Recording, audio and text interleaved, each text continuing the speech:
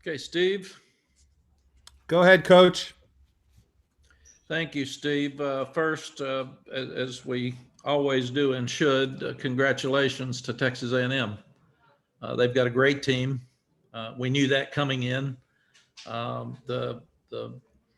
They should be a playoff team. I think that watching them and watching Notre Dame, they're so similar that you feel like that we should expand the playoff. Number one, so more guys will continue to play at the end of the year, and it'll help the bowl games. And number two, Texas A&M deserved to be in the playoff. So give them credit for the year that they've had. They beat Florida. They lose one game to Alabama, like everybody else that's played them has lost to them. And they're big and they're physical, and they do a great job coaching. They've got really, really good players. For us, I thought that number one, our coaches did an outstanding job of trying to take what we had and figure out how we can get the ball in other people's hands. They rushed for 225 because they ended up beating us down there at the end of the game. We missed a couple of tackles.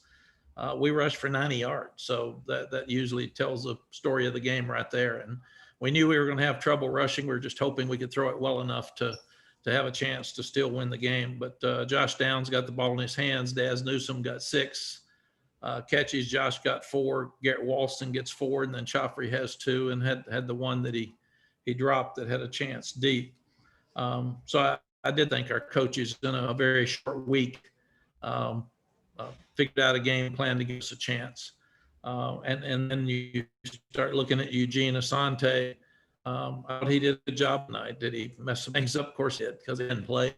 But it showed that he's got a chance to be a really good player. So I asked the players to be physical, and they were against a very tough SEC team that's the number 5 team in the country.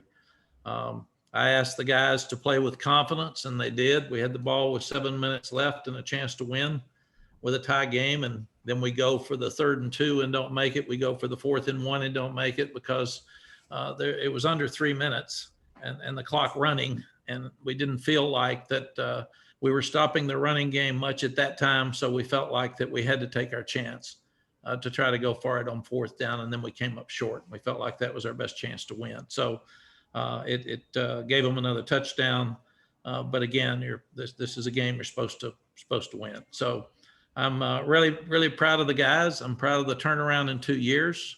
I told them in the locker room a few minutes ago that I'm proud that they got us here, and now the next time we come, we need to win, and that's what it's about. But we've had wonderful learning experiences here at the end of the year with Notre Dame, with Miami, and with Texas A&M, number 5, number 2, and we were in a fight with both of them. And we've got a lot of people coming back. So I congratulated the seniors and thanked them for playing in the locker room. But there's a bunch of young guys out there tonight that got a lot of experience and should gain some confidence watching this film because they can see how close we are to beating a top 5 team. They let we let him gain 141 yards rushing, and then Smith, who we knew was really, really good, had 125 catching. So that ended up being the tough thing. The big play in the running game and a couple of big plays in the passing game really hurt us on defense. And we still didn't force a turnover. We got a couple of sacks in the first half. They changed some protections up in the second half. But I really feel like that Sam led well. He played well. He was tough. Phil used him as a runner more than he has in the past because we had lost some of our runners. So we got some rushing yards out of Sam. You start looking at, he had 50. He lost some there at the end, but that at least he got half of our rushing yards tonight. So if I can answer any questions. Guys, we'll take about 4 or 5 questions since it's around midnight and we've got about 5 players. So Andrew Jones, then CL Brown. Mack, they had 204 yards, 24 points in the fourth quarter, fewer points and almost that many yards through the first 3 quarters. What happened in that fourth quarter defensively? I think they wore us down. I mean, we hung in there, but you missed tackles. We had a lot of young guys out there, and it was a hot night. And I think it's same players for them, same players for us. And we had trouble moving it in the fourth quarter, and we had trouble stopping them. So I think, again, give them credit. CL, then Greg Barnes. Hi, Mack. Kind of spinning this forward, given that you relied on so many young guys tonight, Grimes, Conley making plays, Downs with the touchdown, Coffey had a couple of big catches. How close do you think you are to kind of getting over that hump and being the team that beats, the top 10 teams?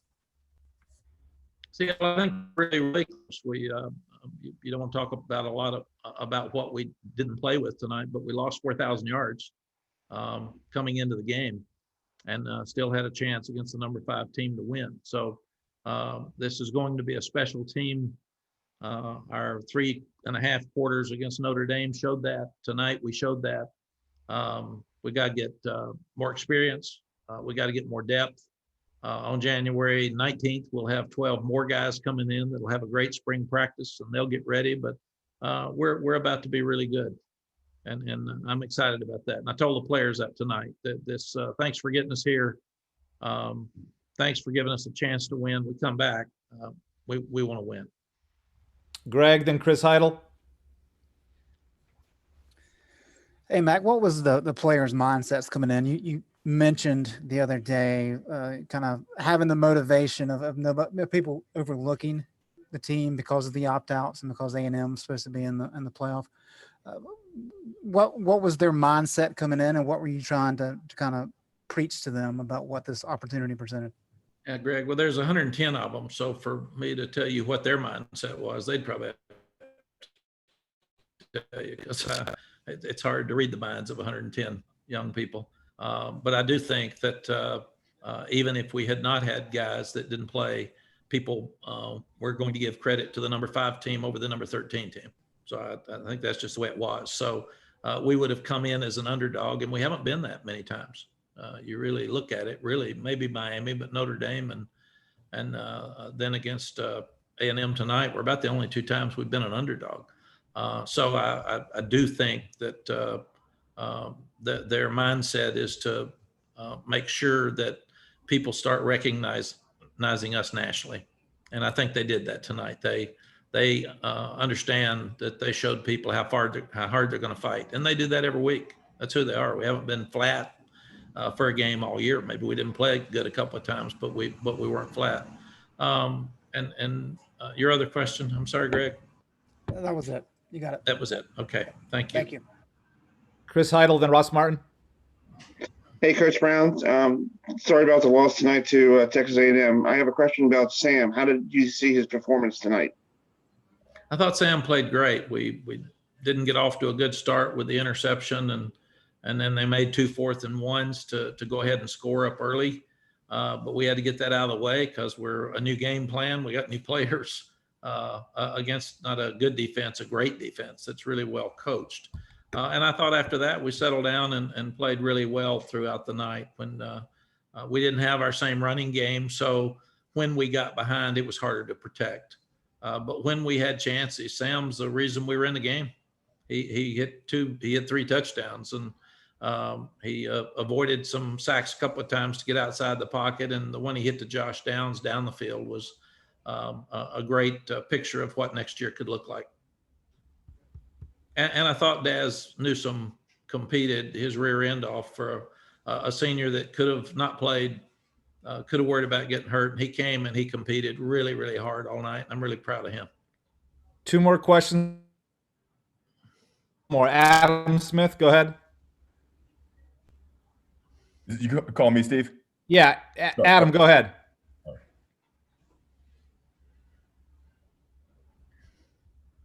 Mack, you mentioned, just developing a new game plan. Did you think the first half in some ways was about just trying to figure out what you had on the field, how it was going to look, what you could do, and then sort of trying to settle into the game? I mean, was there a lot of, in some ways, figuring it out on the fly a little bit? Adam, I thought it was. That's why we never use timeouts.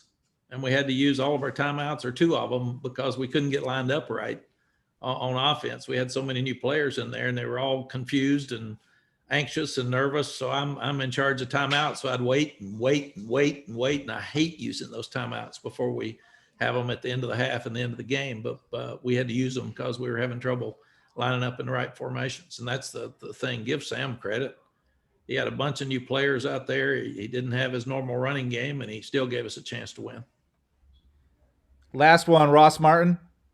Hey, Mac, I know if the play works, it's great. If it doesn't, it's considered not good. But I just want your thoughts on the 4th and 1 play call and the 3rd 1 play call late in the 4th quarter there when you all turned it over. Ross, they were more physical than we were. And if you're going to beat a top 5 team, you've got to make a 3rd and 2 and a 4th and 1. I mean, it's just that simple. We went for 4th and 4 and made it earlier. So there's no question that you have to go for it and you got to make it. And if we have zone read like we did against Clemson and we don't make it, is a bad call. If you run it up the middle and you don't make it by 6 inches, it's a bad call. So we got to do a better job. We'll get to watch all this and study it. They've got really good players.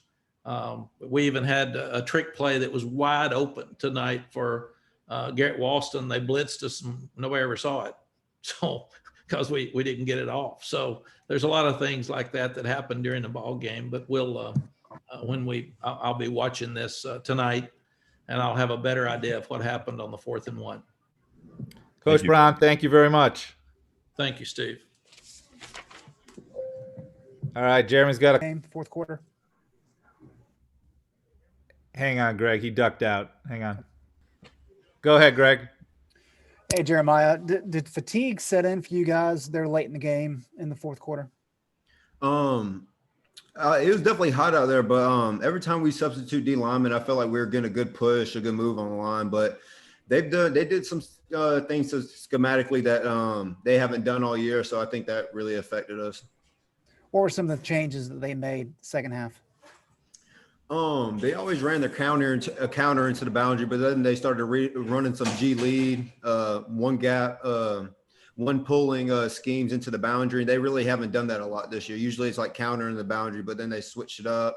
They ran G lead into the boundary, and that's something we haven't really seen since like week 1 or 2 that we thought they threw out of the package. Thank you. Andrew Jones, then Ross. Hey, Jeremiah, you guys had 5 3-and-outs. Take away the 4th quarter of what they did. Do you think you guys actually made some progress tonight and showed glimpses of what this defense is going to look like moving forward? Oh, absolutely, yes.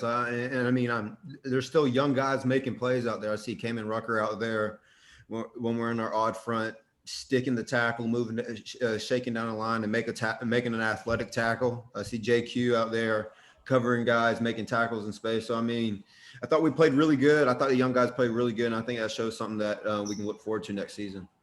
Did you get a gauge on how Eugene played? Oh, Eugene played great. Every time I sent something back or spilled something, he was always right behind me to sit there and make the play. If there was a blitz and I had to blitz the B gap and he had to scrape off and make the C gap, he made the play. He was on his P's and Q's. He studied, he prepared well, and that showed in the game. Thank you. Appreciate that. Ross, then CL. This kind of builds on Andrew's question, but Jeremiah, what else did you see from the defense and some young guys that really excites you for the potential of this group next year? Some things that I haven't seen really all year is some guys making some checks out of a certain formation that we've been talking about during the week. Sometimes the young guys are kind of timid, like to make the call because they're not sure if it's right. But we had 2 weeks to prepare, so JQ was out there yelling some of our calls and certain coverages that we had to get in, and some of the young guys got in there when they went into their empty package, and we needed a games in the front or a twist in the middle. The young guys were up there yelling the twist before I even said anything. So that's something that I haven't seen all year, but I got to see it in this game. CL Brown. Jeremiah, what to you was the difference once Spiller went out of the game and A&M went primarily with I'm not gonna say his name right, but number 6. Number 6, yeah. They went to the I formation a good, and actually that's when they went to the G lead play. I don't know if it was built in for number 6 because I know number 6 played running back early in the season, and they ran the G League with him. But when 28 came out, I saw number 6 leading the backfield a lot more, and we saw the power eye that we really haven't seen all year. Also, besides goal line. And after a game like this, how close do you think you guys are to having that real breakthrough of being a top 10 team? I mean, I think we're really close. I mean, they're a number 5 team who a lot of people thought should have been in the playoffs, and we had them tied up with like 6 minutes left, and they busted one for a long touchdown. You take that out, no telling it could have been different for us. But I've seen a lot of good things out there. I mean, I see young guys making plays. I see young guys making checks, and most of the time freshmen are timid out there to make calls, or in a big game like this, sometimes they're scared to make a play. And there was no slow motion. They were quick to react, and they made a lot of plays and made a lot of checks. And that's just something I haven't seen all year. And it's something I'm actually proud of, because I mean, they prepared so well over these 2 weeks. Jeremiah, thank you very much. Thank you. Have a good one.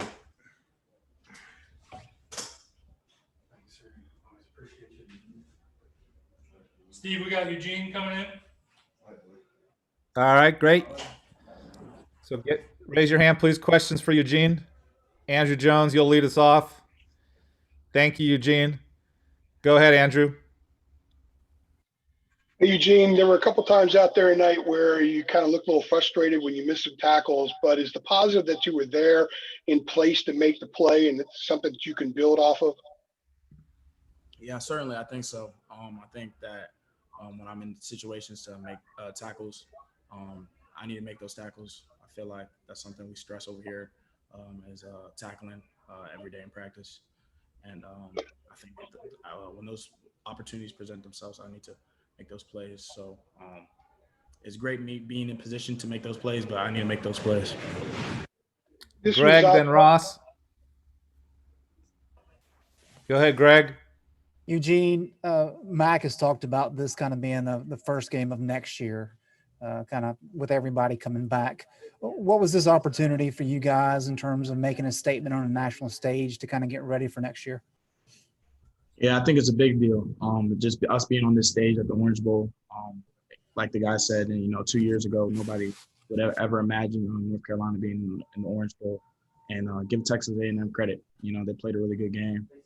They had a really good scheme. And I think things are trending on the up and up over here, because got a lot of young guys that are want to learn and want to do better for the team, and are in positions to make plays, and just got to make those plays. So I feel like this loss is a lesson to us, and we just need to work hard in the offseason, get with the strength coaches, and just continue to work hard, because I feel like we will certainly be back. Ross? Yeah, building on that, Eugene, what particularly excites you about the defense next season? Like, what you see today from certain players or certain personnel groups that shows the potential you could have next year on defense? One thing I've seen is more communication, just within the back end, with the front sevens. Like Jeremiah said, the young guys were just communicating a lot more, and just willing to go out there and stand on what they say and make a call, and making correct calls and doing what they need to do for the defense, and the overall success. So I think that's one thing to look forward to. And I think, on top of having the guys coming back now, and just the veteran leaders like Gemmel, all the guys in the locker room to, show the young guys the way. So I think those are a couple of things to look forward to. And while I think we'll be successful for next year. We have time for one more for Eugene. Andrew, I think I cut you off. Did you have a follow-up for Eugene? Yeah, I appreciate that, Steve. Eugene, you hadn't played this number of reps in any games before. Was there a point in time where you kind of really had to dig down and find something else in you in order to finish this thing out? I feel like in terms of the mental aspect of it, just lining up once again, going out there on the field. I don't know if there was any wear and tear, but I feel like just being more constantly in the rotation. So just being out there and getting things communicated, and just being out there mentally, I feel like that was one thing I had to work on a little bit more. Thank you. Eugene, thank you very much. Appreciate it.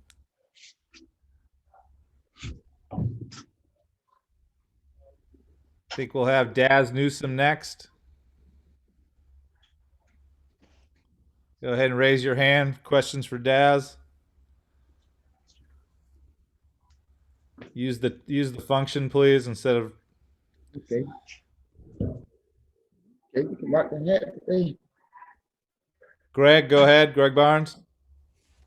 Dazz, can you walk us through your touchdown catch? And did you realize it was being bobbled and that you actually caught it? I knew it was bobbled. I knew I caught it. I just was wondering, was I inbounds or not? Thanks. CL. Guys, you guys didn't really open it up in terms of getting passes downfield until like the game, maybe the second quarter was when it really started to seem like the normal offense that you guys, the explosiveness of the offense that you guys had. What was it like for you, being out there early on, just trying to get a feel for what A&M was doing defensively? Yeah, I mean, they did what we thought they was gonna do. They did a lot of bracket. They did cover 1, some 4, but for the most part, we just had to all get in sync. Ross, then Andrew. Daz, I mean, this is the end of your UNC career. I mean, can you put into words like what it meant to you, and obviously take yourself out of the loss tonight, but put into words your career at UNC and everything like that? I can't even imagine. I would have never known that my career would go like this. I'm very blessed, and all I can say is thank you. Andrew.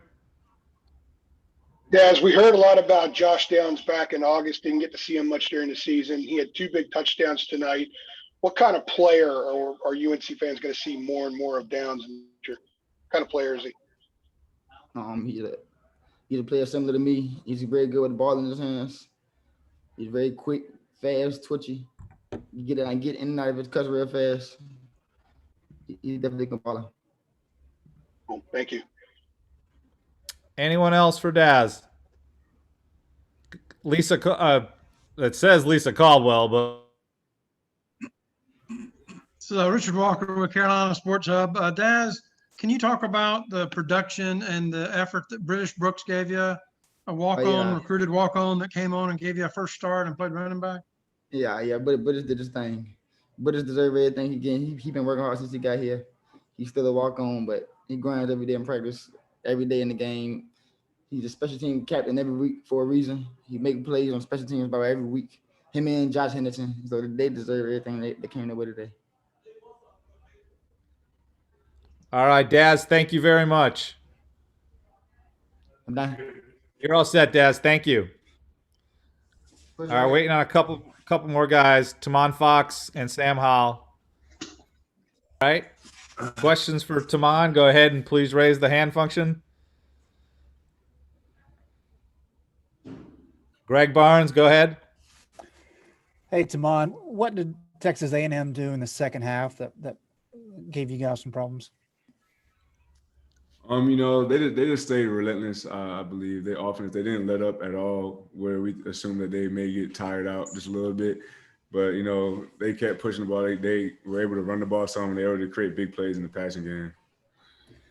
This program has had 3 competitive games against top 10 teams, really the last month. What does this type of performance in the past month mean for this program moving forward from your perspective? It just means that Carolina could be more noticed on a national level. We're able to compete with anybody, even if it's in the top 10 or wherever it is, a ranked team, that Carolina's able to compete with them. Andrew, then CL, then JB Ricks. Go ahead, Andrew. No, a lot of young guys were doing things on defense tonight, every once in a while making big plays. What is your perspective on the youth movement and what those guys can be next year and moving forward? Oh, yeah, I'm definitely proud of the young guys. They're able to step up, like you said, make big plays. And then it just shows like what Carolina has in the future. They have a lot of years in front of them still here at Carolina, and they're already making big plays, so there's just even more room for it to get even better. Thank you. Appreciate that. CL, then JB.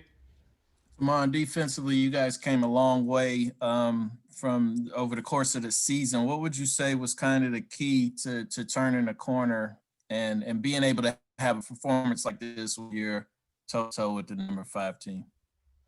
Just the leadership throughout the defense. Like, it extended for more than one person. You have me, Chaz, when he was there. A lot of the guys defense just stepped up in the leadership role, trying to be more consistent. And it started with practice. We've done a lot better in practice since the beginning of the season, and everything just translated onto the field. JB, Rex? Hey, Tomon, thanks for taking out the time. I just want to know from your perspective, as a senior, you and your fellow seniors, everything that you guys have been through with this program over the past few years, how do you feel like you guys have left it at this point now that this is your final game and Mack Brown is here to take this program to the future? What mark have you and your fellow seniors left with this program? Yeah, of course we're disappointed with the outcome of this game, but we feel like we left off a good foundation for the teams in the future. We left a standard for them that this is where they got to be every year. We got to be ranked every year. We got to be able to compete with anybody that we go against and hopefully win, you know what I'm saying? So I feel like the seniors, we came a long way from losing season and all of this, so we could show them that, they can fight through any adversity and still come out on top. Anyone else for Tomon? Okay, Tomon, thank you very much. Appreciate it. All right, thank you.